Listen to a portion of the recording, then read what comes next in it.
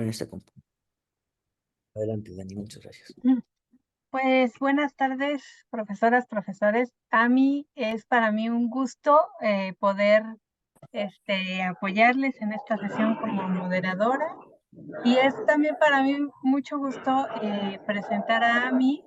Hemos coincidido en otros encuentros, en otras charlas y siempre ha sido para mí muy revelador lo que yo he podido encontrar. Quiero contarle a Ami y a todas ustedes, todos ustedes, que la primer sesión sobre hermenéutica bíblica feminista la trabajamos en un grupo que estamos, a lo mejor ustedes lo han visto circular por ahí, en un grupo de justamente de mujeres que nos estamos reuniendo a la lectura del Evangelio a través de una metodología que probablemente conocen, que es los grupos de Jesús, de José Antonio Palabola, un sacerdote español. Igual, como dice Mario, una metodología sencilla, pero que llega directamente al corazón tanto del Evangelio y de nosotras y nosotros, ¿no? Entonces, fue realmente muy interesante esta sesión que pudimos tomar herramientas, justamente como decía Mario, para interpretar.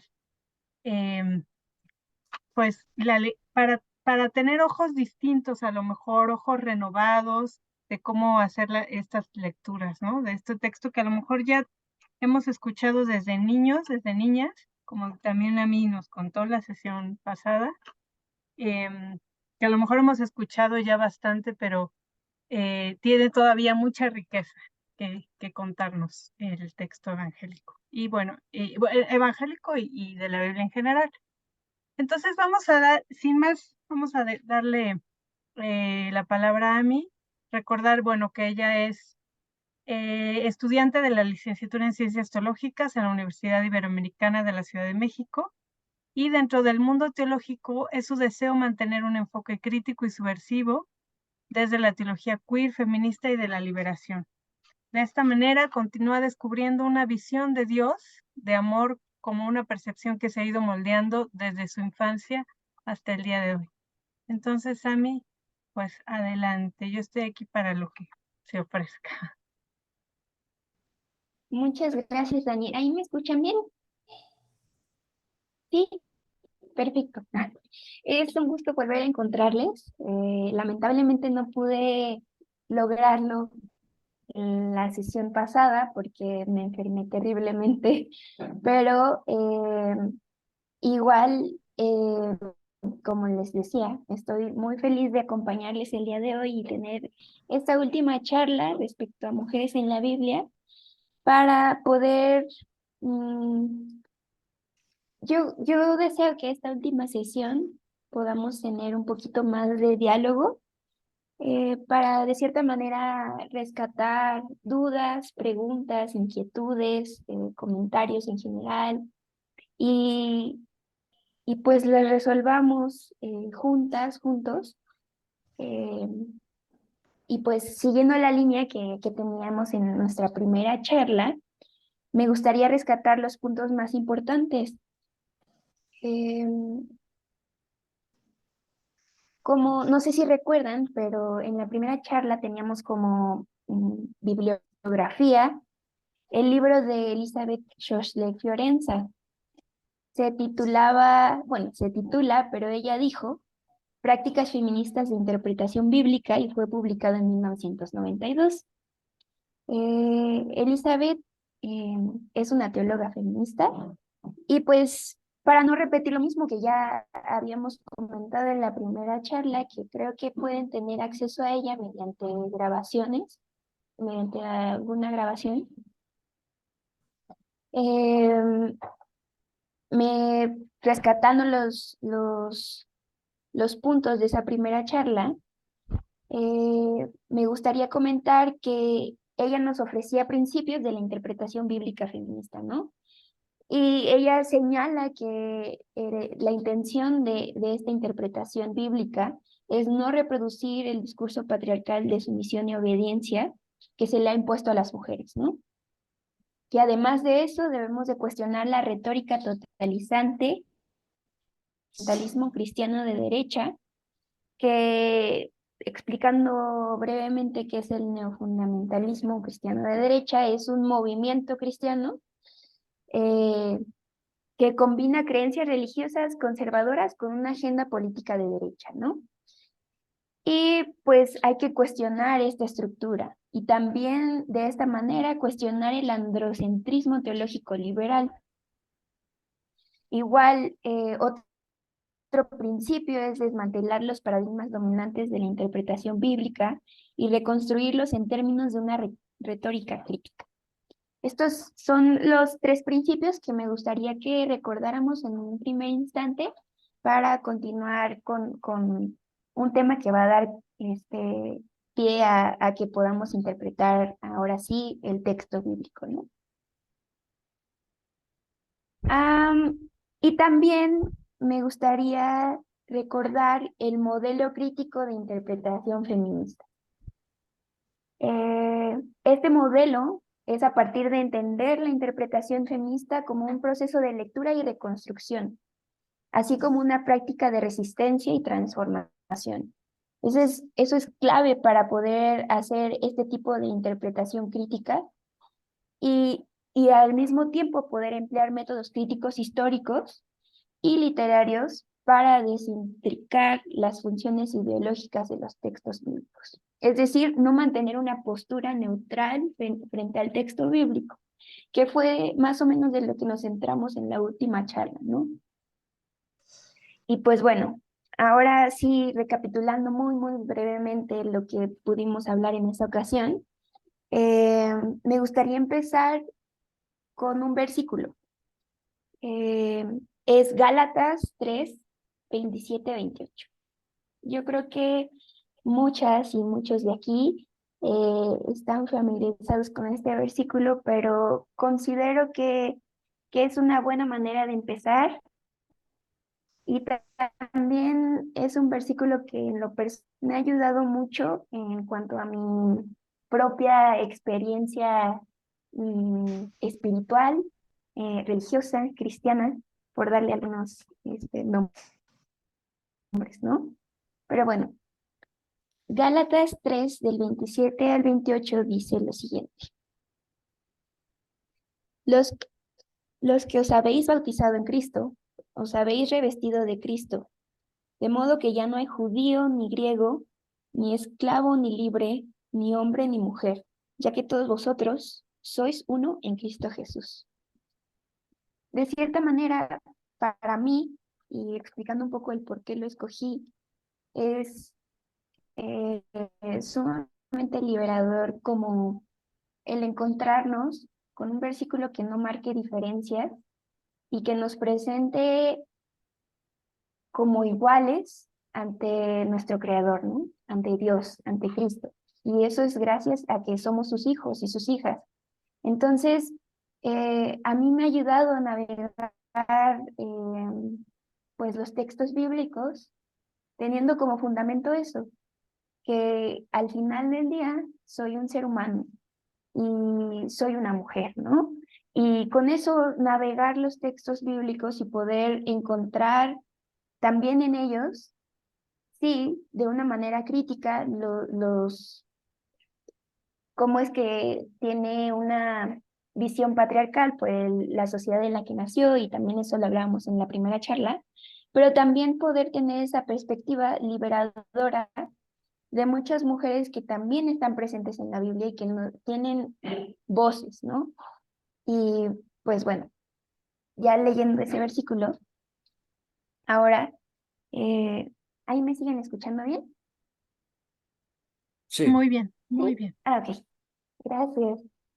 Ah, ahora que les quiero mostrar el libro que tengo por aquí, que es el que en el cual nos vamos a basar el día de hoy. Se llama Entre la indignación y la esperanza. Teología feminista latinoamericana. Fue escrito en 1998 y obviamente no nos da la vida en una hora y media para abarcar todo lo que contiene este libro, pero sí vamos a indagar en un capítulo que se titula De la memoria a la novedad de la vida, de Yvonne Richter Reimer. Bueno, y como me gusta hacerlo generalmente, presento a la teóloga en cuestión. Y pues bueno, Yvonne Richter Reimer es teóloga, pastora de la Iglesia Luterana en Río de Janeiro y profesora de Teología y Biblia en la Universidad Católica de Goiás, Brasil. Y para iniciar con un poco lo que ella nos presenta, me gustaría leer un párrafo del texto.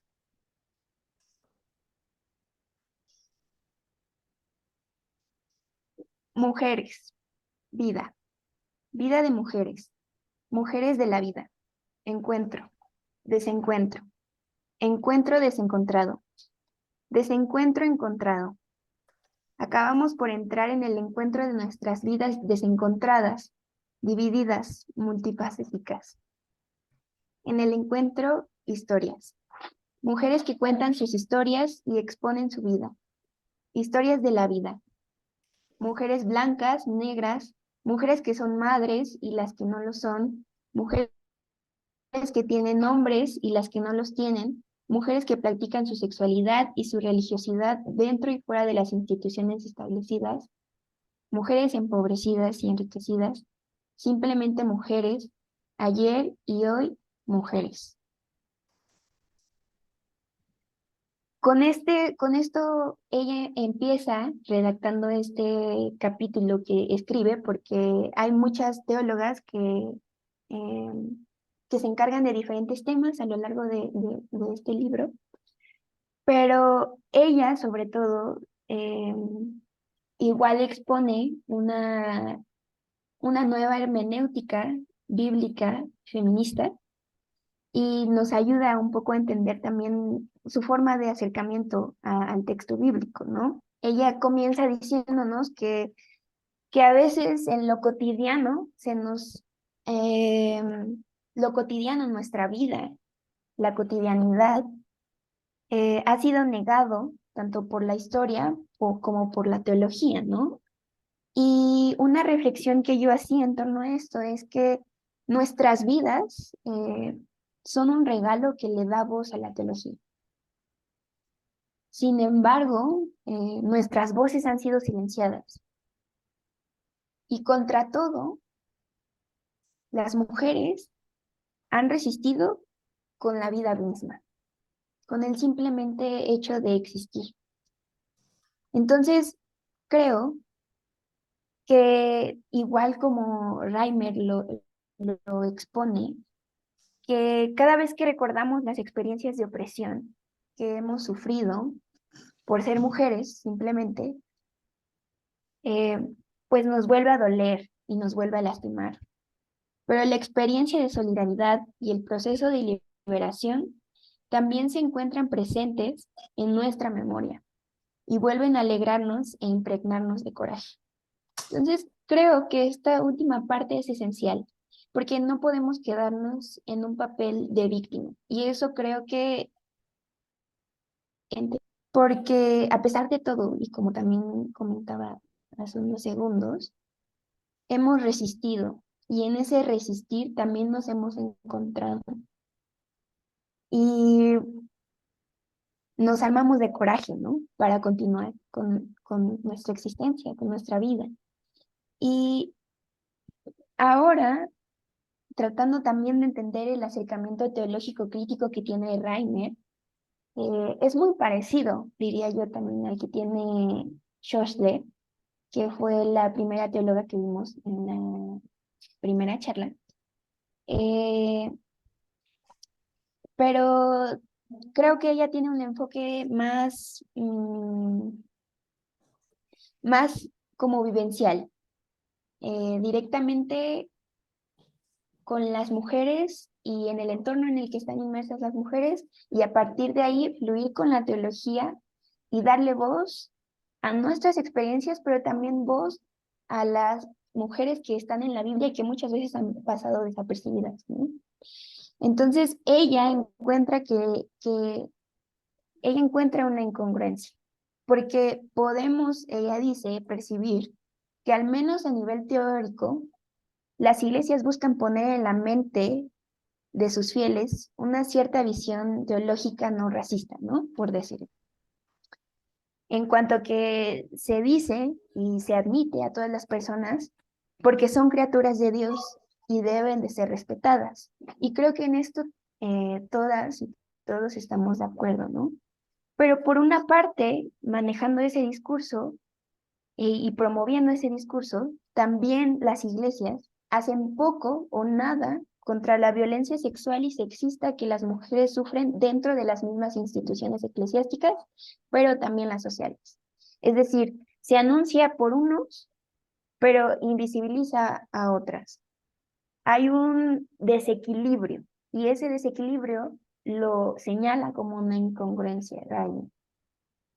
Entonces, el malestar surge de ahí.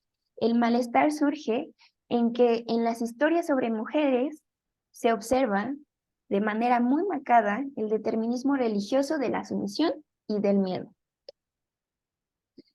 Y esta sumisión y miedo es fruto de la misma presión que la sumisión ejerce sobre ellas.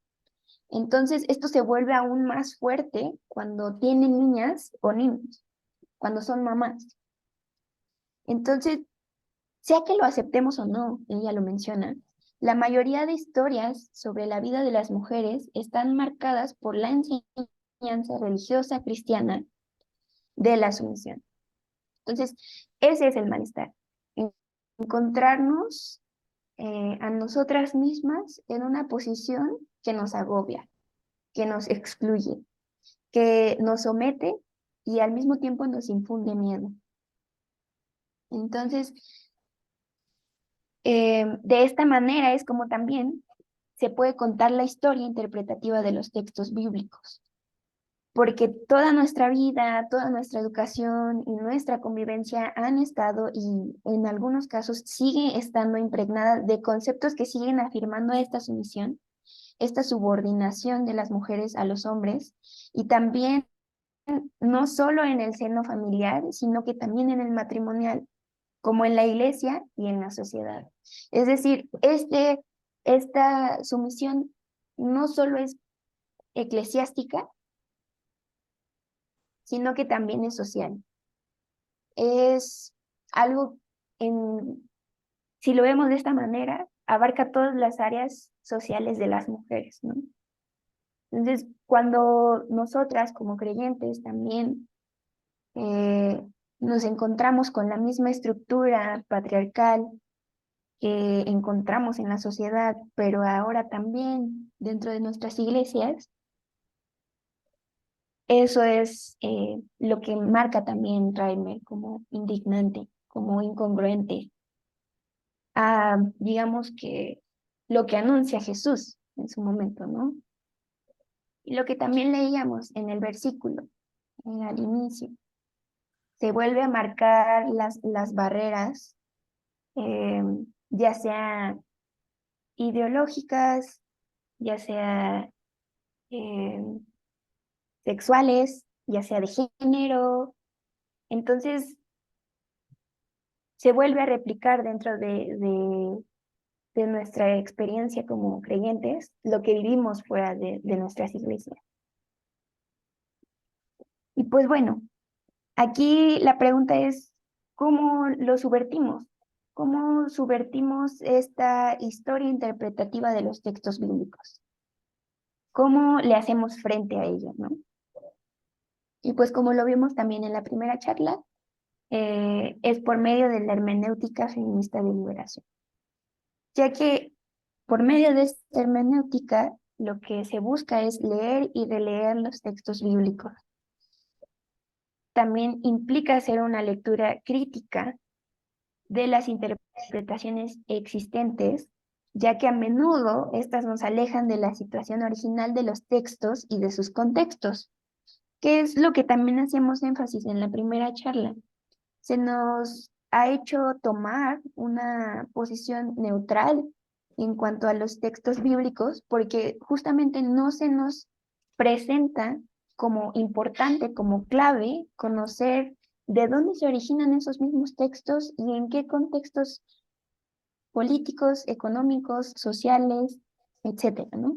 Entonces, eso es fundamental para esta hermenéutica. Y ustedes me dirán, ¿no?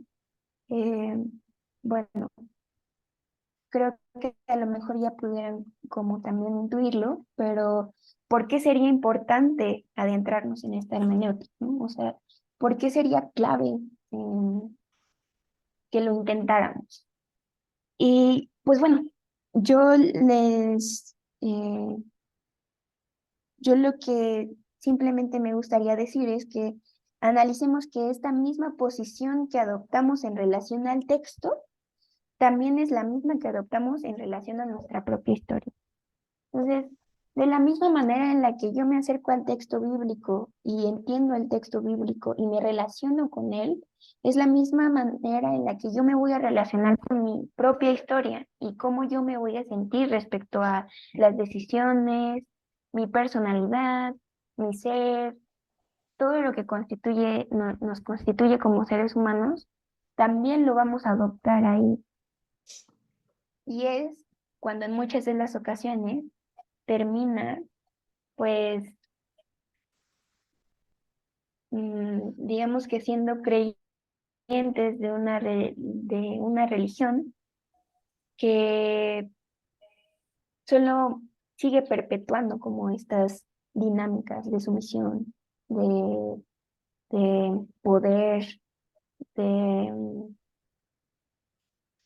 desequilibrio, de injusticia. Entonces, entendiendo esto, em, podemos también tener un acercamiento hacia nuestra propia vida con un diferente lente, con un lente de liberación.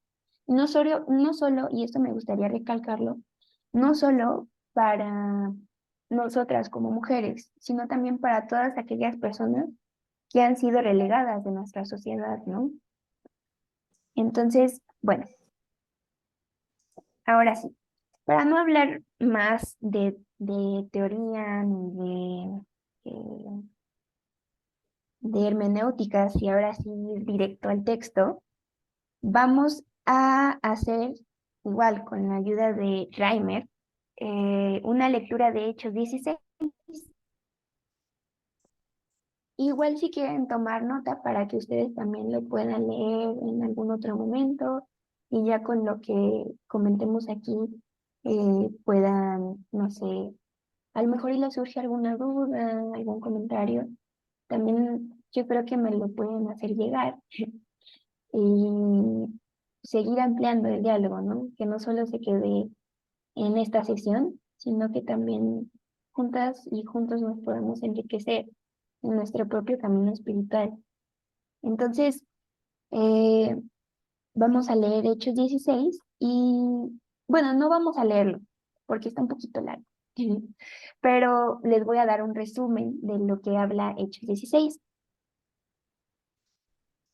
Me comentan en el chat que sí podría compartir la bibliografía. Sí, claro, sí, lo hago al final para poder tener continuidad ahorita en la charla, pero sí, con todo gusto. Bueno, Hechos 16 es un pasaje que relata eventos importantes en el ministerio de Pablo y de Silas. En Hechos 16, Pablo, junto con Silas, comienza su segundo viaje misionero. En este segundo viaje misionero, Timoteo se une a ellos. Y eh, cuando estaban de camino para pues, evangelizar, por decirlo así, el Espíritu Santo les prohíbe predicar en Asia. Y cuando intenta ir a Bitania, no, perdón, Bitinia, se les impide también, igual por el Espíritu Santo. Sin embargo, en un sueño, Pablo recibe una visión de un hombre macedonio que le pide ayuda. Entonces, cuando Pablo despierta, decide ir a Macedonia directamente. Cuando están en Filipos, una ciudad importante de Macedonia, Pablo y sus compañeros encuentran a una mujer llamada Lidia. Lidia va a ser hoy nuestro punto clave para que la tengamos en nuestro radar. Cuando se encuentran con Lidia, eh, ellos le predican y ella cree el mensaje de Pablo y se bautiza junto con su familia. Más tarde, se enfrentan a la oposición de una esclava divina endemoniada. El texto bíblico dice que esta endemoniada era propiedad de unas, creo que hace mención bueno, era propiedad de una pareja, me parece. Y la función que tenía esta endemoniada es que ella predecía y sus amos la utilizaban para aumentar su propia riqueza. Entonces, cuando se encuentran con esta esclava divina endemoniada y Pablo la libera de su posesión, lo que provoca es la ira de los dueños. Porque ahora los dueños de esta esclava le dicen, bueno, no le dicen, yo me imagino que le dicen, oye, ella nos proporcionaba nuestras riquezas, por medio de ella y sus adivinanzas, nosotros teníamos una buena situación económica, ¿no? Entonces, cuando pasa esto, se da como resultado que Pablo y Silas son arrestados, porque generan alboroto en Filipos, ¿no? Porque nadie quiere que desconocidos vengan a alterar pues lo que ya está dado por hecho y acostumbrado y visto normal en la sociedad, ¿no? Entonces, cuando los arrestan, perdón, son azotados y encarcelados. Y luego se menciona que durante una noche sucede un terremoto que sacude la prisión. Y en ese sacudir del terremoto se abren las puertas y se sueltan las cadenas de los prisioneros. El carcelero se menciona, que también creo que lo tengamos en nuestro radar, tanto a Lidia como al carcelero. Eh,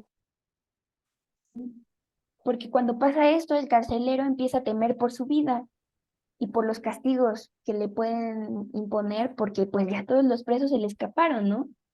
Entonces, viendo esta situación, cuando ya estaba a punto de suicidarse, menciona el texto, Pablo lo detiene y el carcelero, impresionado por el comportamiento de Pablo y Silas y de la actitud que deciden tomar, se convierte también al cristianismo junto con su familia. Y al día siguiente, las autoridades piden que Pablo y Silas abandonen la ciudad. Pero como Pablo, ustedes saben, era romano, eh, pide que se le traten justamente, de manera justa, pues son ciudadanos romanos, ¿no? Merecen otro tipo de respeto si no fueran ciudadanos romanos.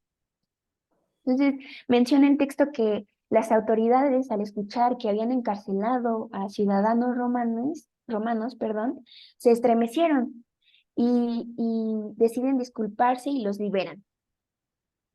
Después de esto, el relato termina en que Pablo, Silas y Timoteo continúan su viaje, llevando consigo el mensaje del Evangelio.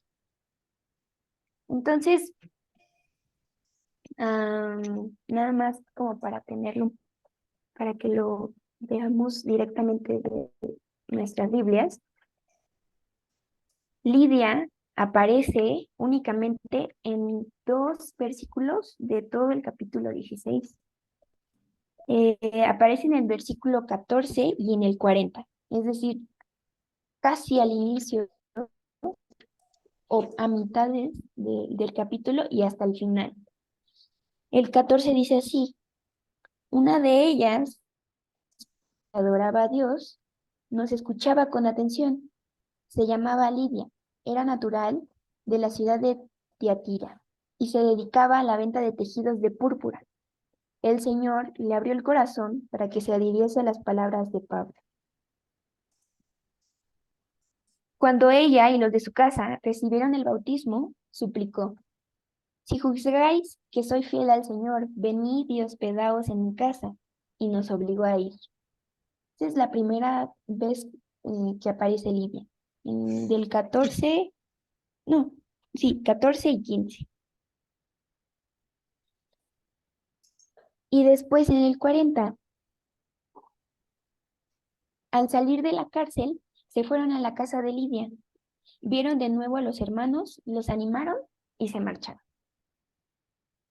Es lo único que sabemos de Lidia en el texto, en Hechos, de Hechos 16.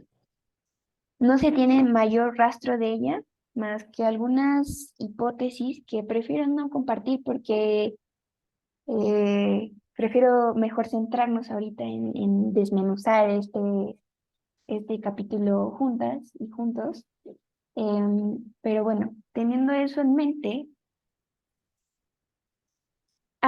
quisiera saber si alguna o alguno de ustedes sabía de la existencia de Lidia. ¿No? ¿No? Veo caritas que dicen que no, que no. Bueno, este, ya con eso tenemos se nos revela ya con eso. Y no es culpa de nosotras ni nosotros em, no saber de su existencia de Lidia, ¿no? Pero esto me lleva a preguntar, ¿no? ¿Por qué la historia de la interpretación de los textos bíblicos no trae esta historia a nuestros hogares y a nuestras iglesias? ¿Por qué, por qué nunca habíamos oído de Lidia, simplemente? ¿Por qué en ninguna homilía, ni en ninguna reunión, ni habíamos escuchado sobre su existencia, ¿no? Porque nadie nos dijo sobre ella, ¿no?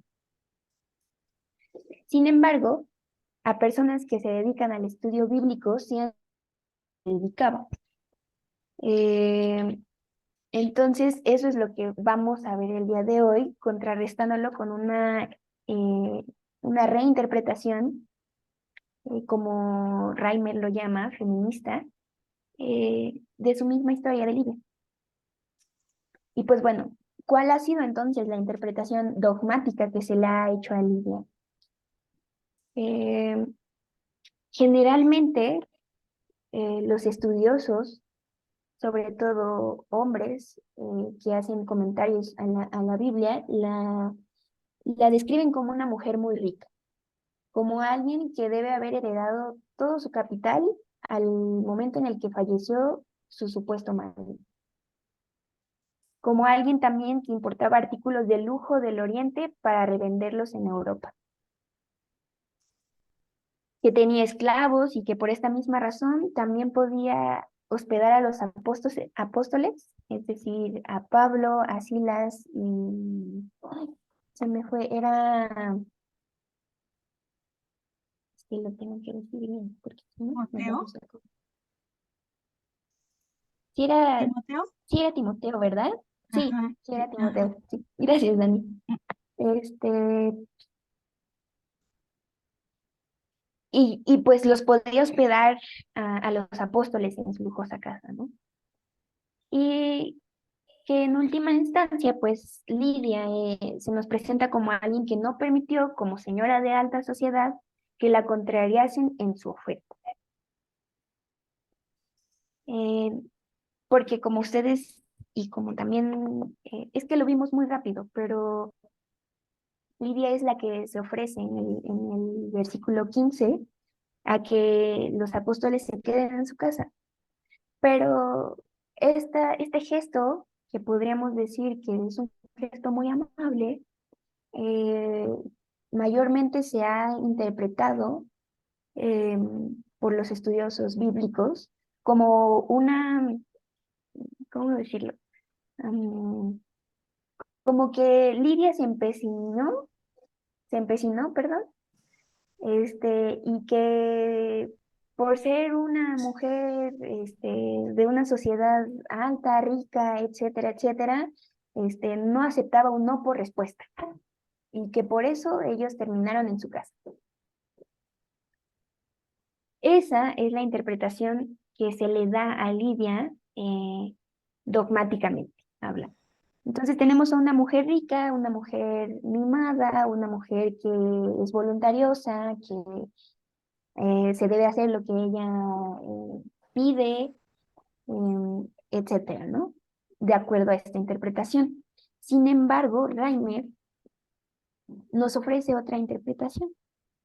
¿Y cuál sería entonces esta reinterpretación feminista que hace? La describe en primera instancia como mujer, como extranjera, como trabajadora itinerante, como dedicada a la construcción del reinado de paz y justicia en el seno de situaciones conflictivas.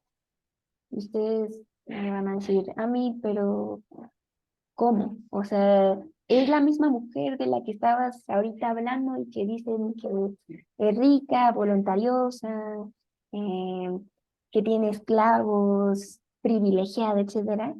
Sí, es desde la misma Lidia de la que estamos hablando. Y ahora sí vamos a desmenuzar con esta lectura crítica de la Biblia que hemos visto en la primera y en la primera charla y también en la primera parte de esta charla, es a través de esta interpretación crítica.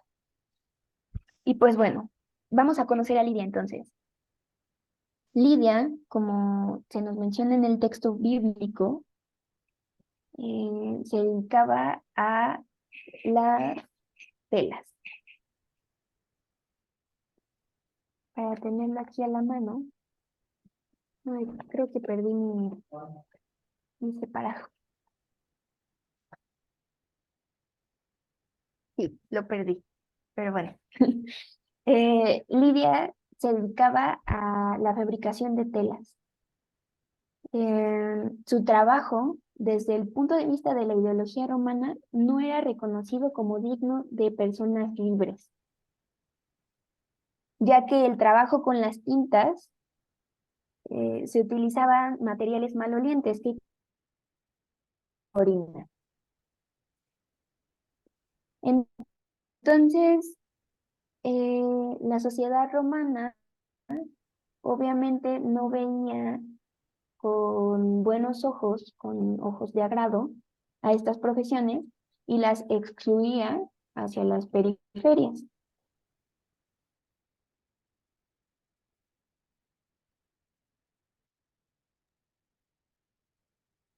Profesores, profesora, ¿se quedó? ¿Es mi internet o es el de AMI? Ustedes, ahí ya regresaste, te quedaste congelada. Te habías quedado congelada, pero ya volviste. Ah, no. Bueno, Entonces, ajá, si fijaban los tintes, usaban orina, entendí, pero ahí se cortó un poquito. sí. Ah, ok, Ah, ahí vale, estamos. lo repito, lo repito. Gracias, Dani. Eh, en este trabajo con tintas se utilizaban materiales malolientes, como decía, y como por ejemplo la orina. Y entonces, dada esta situación, esto nos habla mucho de su condición socioeconómica de Lidia.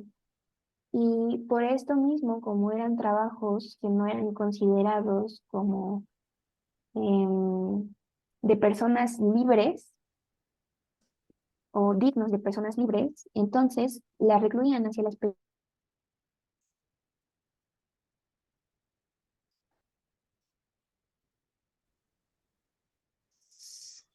Entonces, las personas que, hablando un poco más sobre su profesión, las personas que ejercían pues este trabajo, nunca la ejercían solas, siempre trabajaban y viajaban en grupos.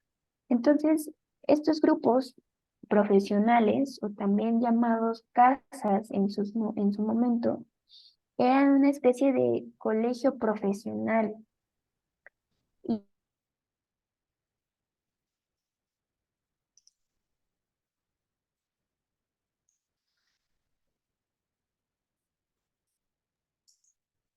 Hola, a mí.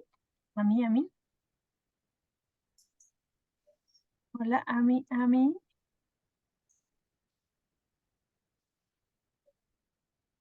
Se quedó congelada otra vez a mí y ahora ya no la vemos.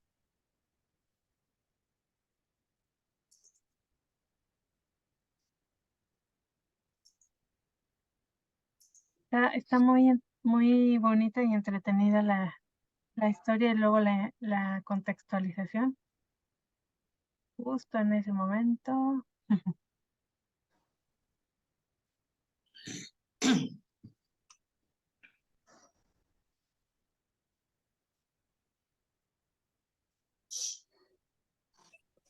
A ver, le voy a marcar, le voy a escribir un mensajito a ver qué está pasando.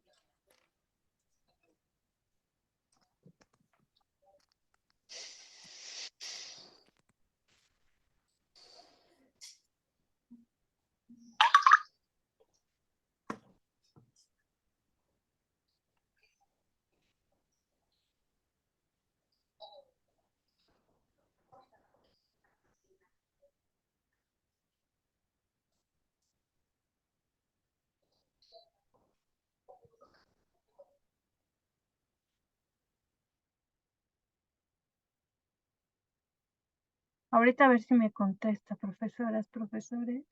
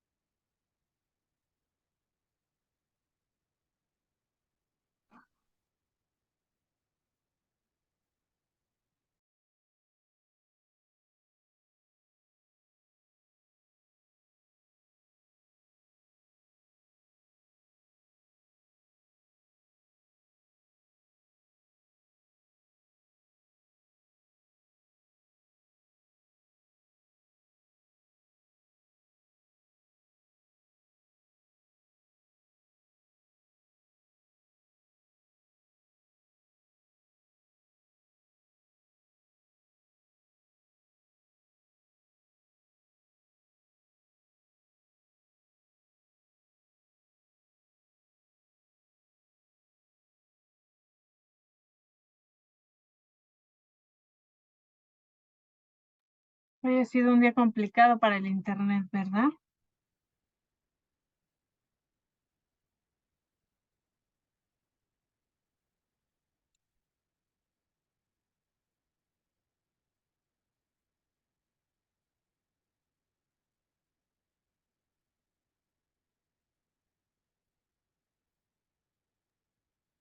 Una disculpa que andamos eh, aquí cerrando los talleres. A mí me parece que perdió la conexión, ¿verdad? Solamente me gustaría como retomar lo que nos presenta a mí. ¿Ya llegó? ¿Ya está ahí? No escucho, Daniela.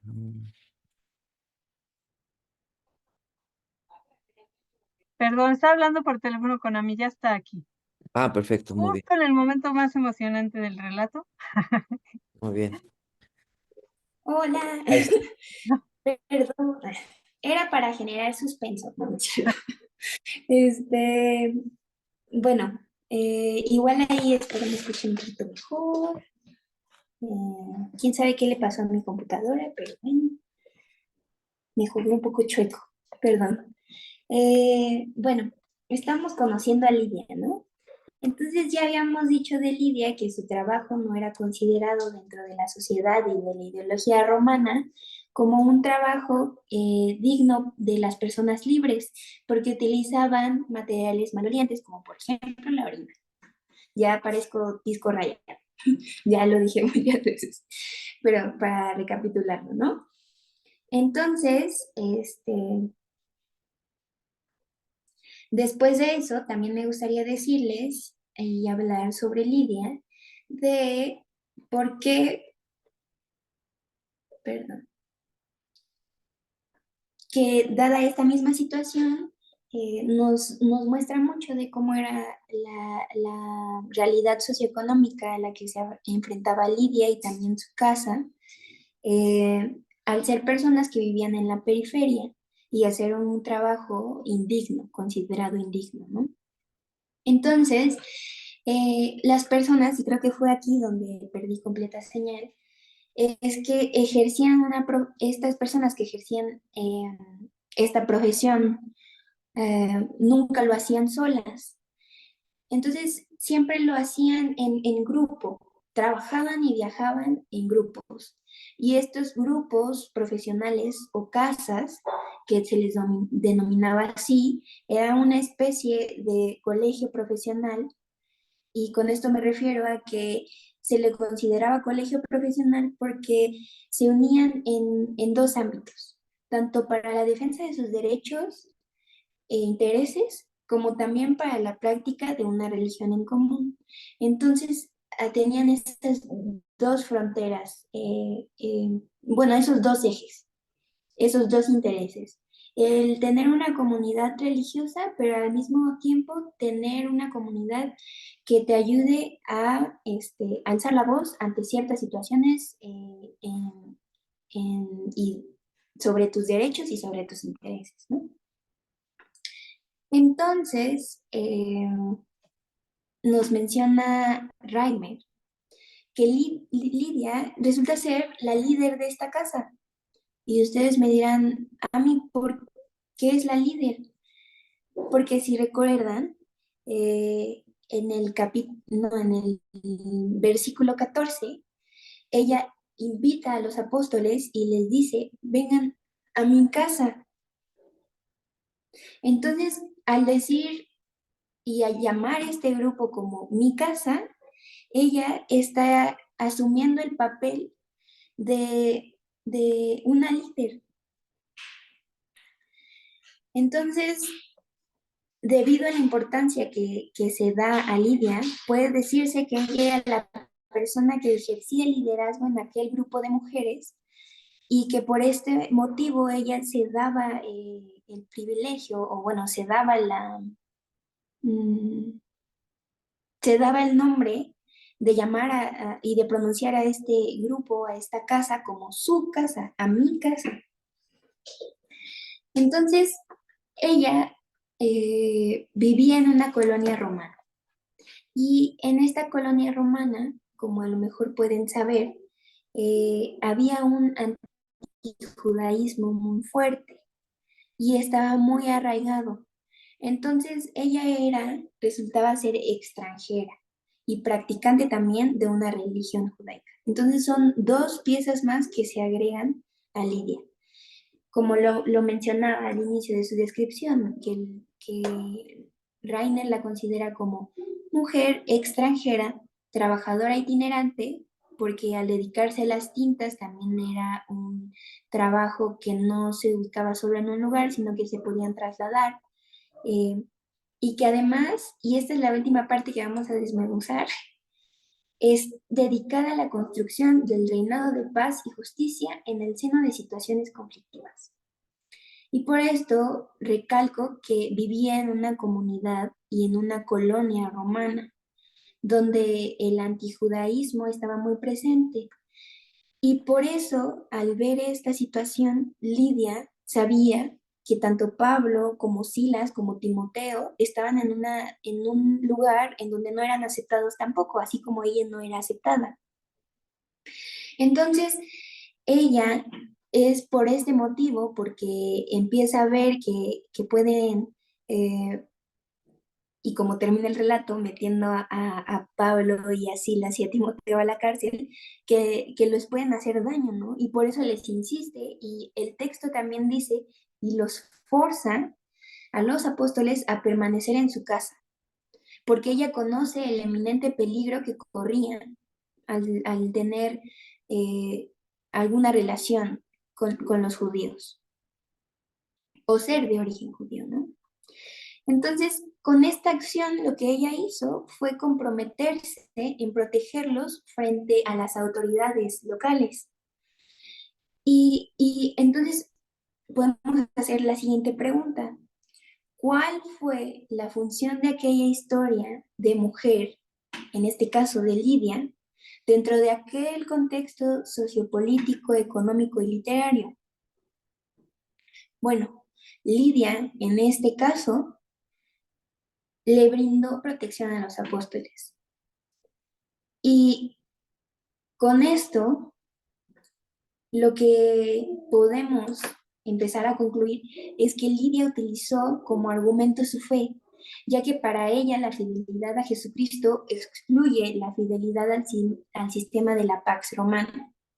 Entonces, ella, eh, de cierta manera, aboga por las personas que se encuentran en una situación vulnerable, en este caso, los apóstoles. Y con esta acción resalta su fe, porque como sabemos, al ponerse en contra de este sistema romano, también ella podría haber enfrentado problemas y la hubieran también metido a un lío grande. Entonces, en la opinión de Reimer, el texto quiere dar por asentado también este testimonio para motivar a las personas a vivir su fe tal como lo hizo Lidia, con el coraje que lo hizo Lidia. Y pues bueno, también quiero comentarles que no sé si recuerden que les había dicho que también mantuviéramos como en nuestro radar la historia del carcelero.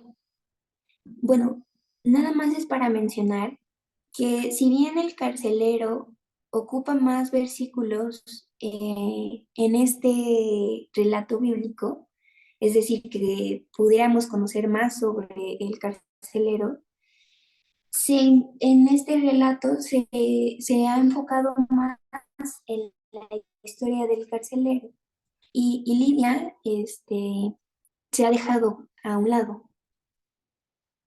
Es decir, cuando nosotras y nosotros leemos el texto bíblico, ¿a quién recordamos más? Y esto lo podemos decir honestamente.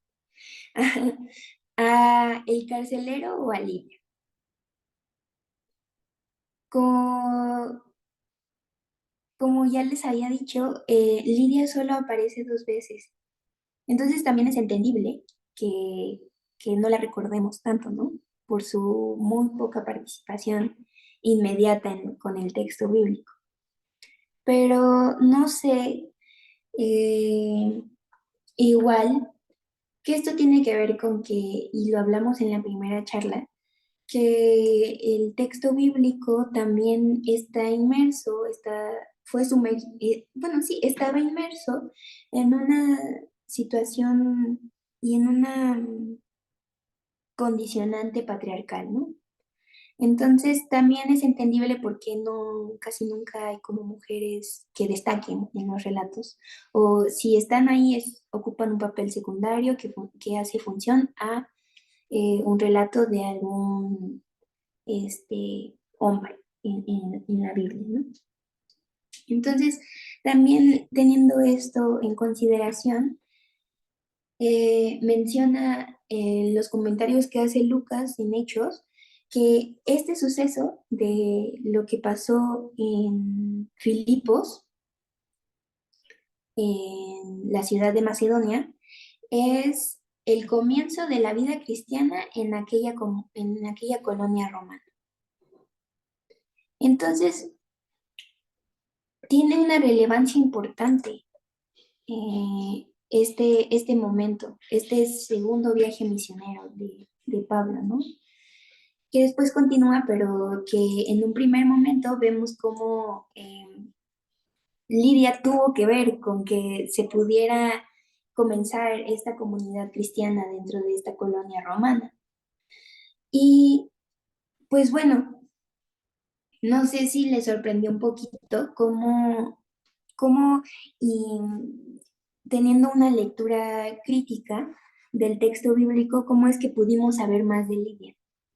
Y eso solamente porque se nos dio una pista en el texto, ¿no? O sea, Lidia está ubicada en Filipos, en la ciudad de Macedonia. Filipos es una ciudad a las diásporas, o sea, es decir, a los márgenes.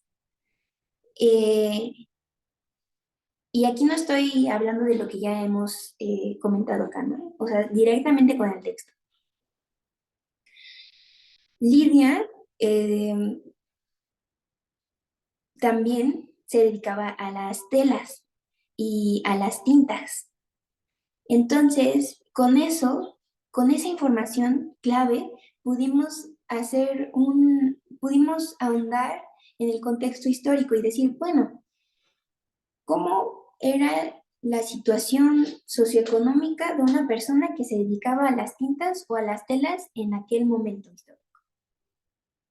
Entonces, por medio de eso, nos dimos cuenta que Lidia, al dedicarse a las tintas y a las telas, y al estar en contacto como con cosas que no agradaban a la sociedad romana porque se utilizaban materiales malolientes, llegamos a la misma sociedad. Me trabé.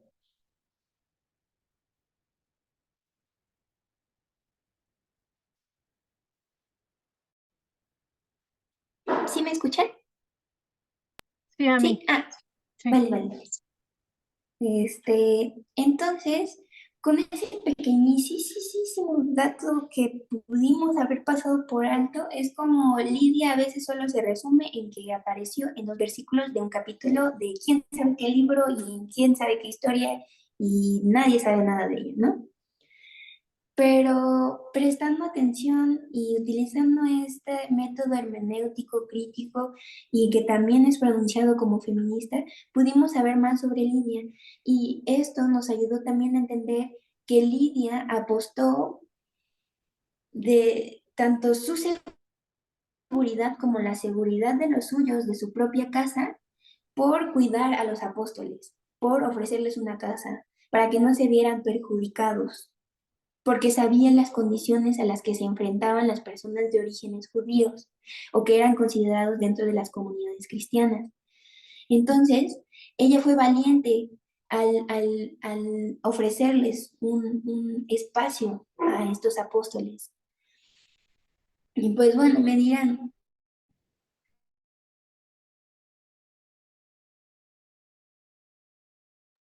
A mí, a mí.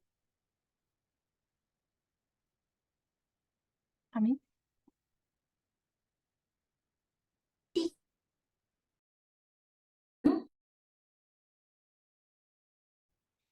Y también, ¿en qué? A mí se ¿Hola? cortó, no, no escuchamos.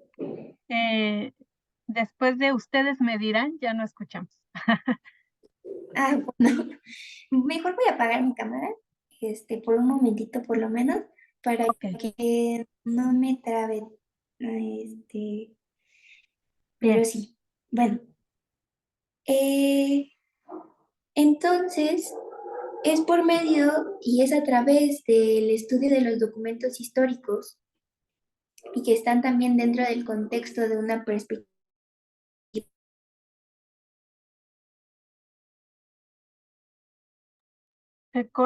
Se ha cortado a mí.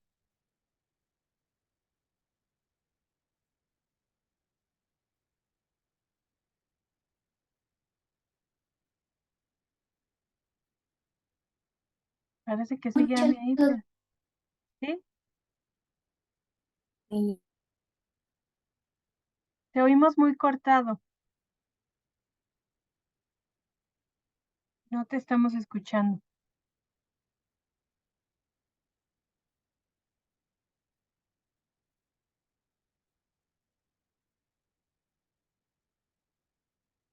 Creo que ya se volvió a desconectar. Sí, se desconectó a mí otra vez. ¿Ahí me escuchan ustedes a mí? Muy bien, pues tal vez podemos tomar este momento en lo que Ami revisa su conexión nuevamente y abrir los micrófonos a todas y todos para comentar qué les ha parecido, qué les ha movido, cómo, qué cosas buenas nos dejan estas herramientas que Ami nos ha traído de hermenéutica feminista, em, cómo les fue con estas dos charlas, pero sobre todo esta, creo que es la aplicación de estas herramientas al análisis de un pasaje bíblico concreto muy interesante, ¿no? Que parecía algo muy distinto cuando se leyó y luego en lo que se desdobló. La contienda ahí entre la interpretación, pues, que se le llamó como más dogmática, más masculina, y los ojos feministas, cómo transforman esta interpretación. Entonces, adelante, compañeras, compañeros. Creo que ya llegué, bueno, Ah, no sé si... sí, Ami. Sí, si quieres cerrar con lo que estabas diciendo, abrimos el Sí, micrófono para que comentaran las compañeras y compañeros, ok. pero si quieres cerrar, ajá, Sí, igual ya nada más me faltaba algo súper breve. Entonces ya me cambié de locación porque a lo mejor también era eso, no estoy segura. Intentando de todo un poco. Pero bueno, entonces mm, la invitación es esta, ¿no? Bueno, no sé en dónde me corté.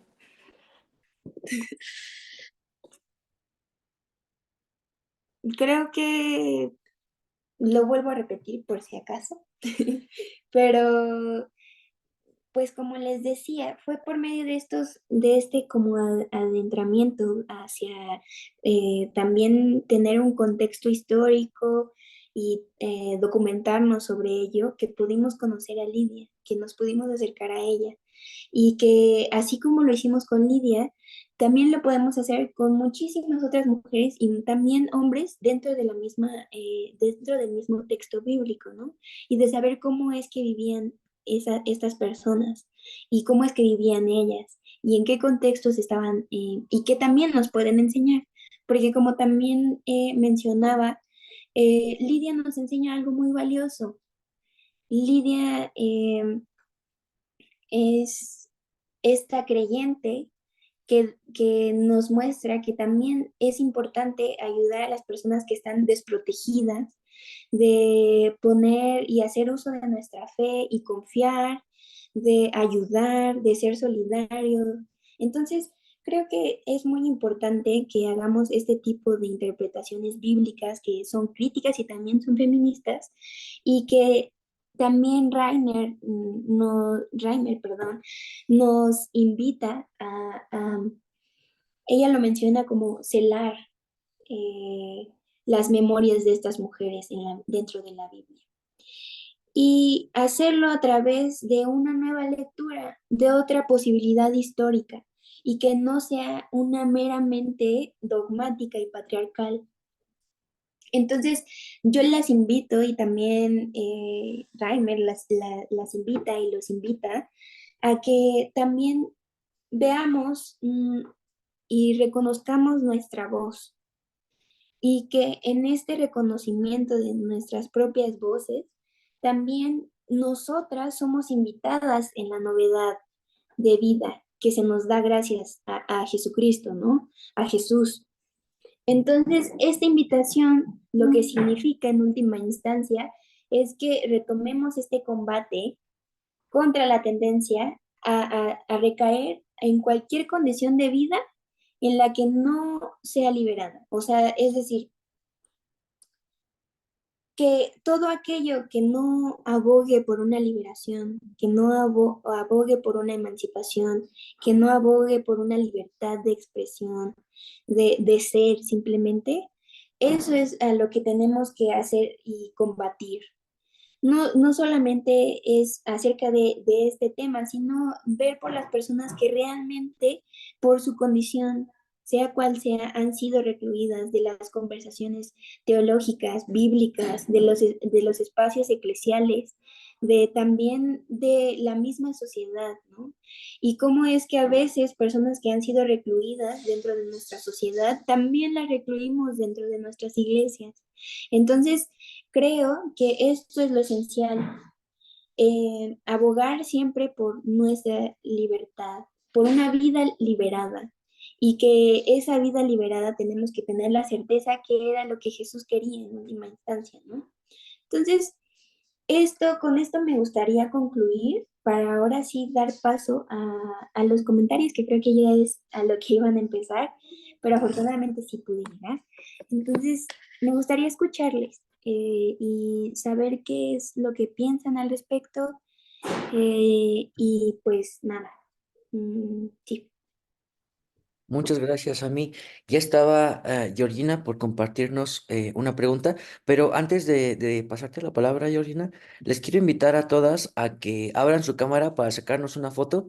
Ya estamos pasados de tiempo, pero bueno, gracias por seguir acá y si pueden abrir su foto, digo su cámara para una foto, porque si por ahí salen las noticias del colegio, pues ya, ahí puedan salir ustedes también. Entonces, tienen unos segunditos, Nelly, Leticia, Alicia, Cristina, igual pueden sonreír o hacer un gesto o una reacción de Zoom. Ahí está, estamos cerrando nuestro taller, ¿no? Ahí está, muchas gracias. Ahí está, perfecto. Eh, Georgina, por favor, si quieres, adelante. No, bueno, es que antes de que se cortara a mí, decía sobre que si nos sorprendía esta nueva lectura, ¿no? Y creo que parte de nuestra cultura, ¿no? Dejémonos si somos hombres, si somos mujeres, si la liberación femenina o no, es importante una lectura de comprensión. Lo vemos en los estudiantes que no, saben de codificar qué significa la M con la A y demás, ¿no? Pero hacer el entender cada palabra, cada concepto, pues nos lleva también a que nos interesemos en el contexto y eso incrementa y hace más rica esa lectura de comprensión. El leer la Biblia me parece que es un ejercicio complejo porque deberíamos de estar ayudados por un contexto histórico, o sea, por historiadores, por geógrafos, en la evolución social, en la evolución del lenguaje. Me parece interesante esta aportación de Amy en ese sentido y le agradezco mucho de hacer conciencia de esa importancia, que leer la Biblia no es nada más agarrar el libro, leer y decodificar las palabras que está diciendo, una palabra y otra que forman frases, sino meternos más en esa curiosidad, esa invitación que está haciendo Amy pues de revisar más allá de los movimientos feministas y demás, y del patriarcado, pues es eso, ¿no? Hacer una verdadera lectura de comprensión y buscar ayuda, ¿no? Para eso, o sea, yo no soy historiadora, pero pues ahora contamos en esta nueva época de las transformaciones en cuanto a la información, pues tenemos un Google que a lo mejor nos cuesta trabajo ver exactamente qué me conviene leer y qué no, porque hay mucha información y mucha puede no ser verdadera. Por eso te pedía el compartir algunas bibliografías que nos pudieran guiar en cuanto a qué podemos leer para que nos ayude a hacer esta lectura de comprensión en bíblica.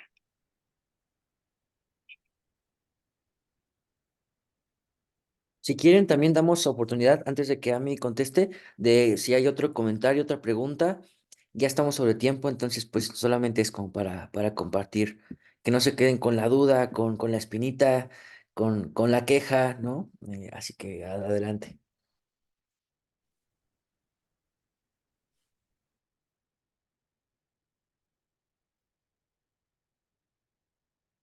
Yo quiero aprovechar para decir que es muy valioso lo que Ami dijo, que cumplió con la propuesta del taller, que es las mujeres en la Biblia, y con esta propuesta de hermenéutica lo que nos descubre es que si nos acercamos de manera ingenua, como dice muy bien Georgina, se nos escapan, se nos invisibilizan, aunque siguen funcionando estructuras de la lectora, ¿no? O sea, la mujer en la Biblia no solamente es la mujer que está en la escritura, sino también la mujer que se acerca al texto, ¿no? Entonces, a mí nos está diciendo tú, mujer lectora, también puedes transformar, ¿no? Toda lectura es una interpretación, entonces, ¿cómo quieres que sea tu interpretación del texto, ¿no? A partir de, como dices, Georgina, pocos elementos, que muchas veces así pasa, que tenemos pocos, porque yo no sé por qué la Biblia ni la teología están tan atrasadas o tan poco difundidas, cuentan con tan pocos espacios, pero también esas otras condicionamientos de la Biblia. O sea, la Biblia no tampoco es un acceso directo, sino que también tenemos que considerar todo esto, cómo nos llega, en qué lugar lo estamos leyendo, ¿no? ¿Qué motivación tenemos para leerlo? Y también el mismo texto, ¿no? Eh, ¿Qué es lo que enmarca las figuras bíblicas que están ahí, ¿no? A mí pensaba mucho esto. En el siglo XX, en la primera mitad, las mujeres todavía no votaban, ¿no? Ustedes ya tienen el derecho a votar, pero antes no. Y estos textos que estamos leyendo son mucho más antiguos, entonces, por supuesto que estaban condicionados por sus elementos culturales, ¿no? Y la mujer, pues mucho más. Entonces, creo que se me hace muy interesante esta estructura tan compleja que a mí nos revela a partir de la hermenéutica bíblica feminista, ¿no? Pues no sé si haya otro comentario también, como remarcando que logramos el objetivo, ¿no? Hablar de la mujer, tanto de las que están ahí como las que están leyendo, y también de la Biblia, que no es tan fácil acercarnos a ese texto, por más que quizá lo hemos hecho de maneras pasivas, ¿no? En celebraciones litúrgicas. Bueno, no sé, Daniela, si quieres quizá un comentario brevísimo. Pues dejaría el espacio para alguien más. Si no, entonces sí. Muy bien. ¿Alguien que quiera aprovechar antes de que nos vayamos a comer?